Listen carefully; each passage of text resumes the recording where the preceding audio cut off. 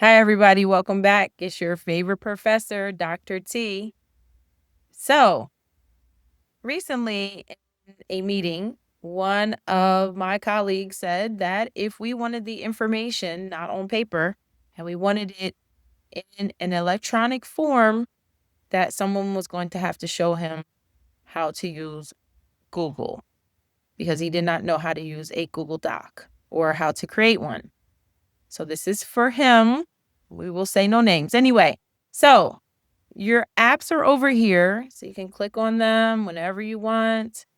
And all you need is a Google Gmail or a Gmail. And then you come over here, you click New, and you click Docs. And you can either choose a template. All right. You can choose all these different types of cool templates. And then if you sign up for Google Labs, you can also get some of the AI features, which will help you write. I had my lab create an entire Google sheet for all of my assignments.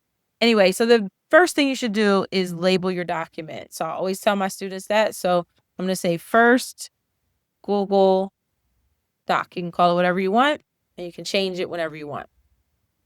And then don't forget to share. You can click the share button and you can add people into your document. You can have it share only in certain ways where they can edit or just view it. As always, thank you for watching. See you next time.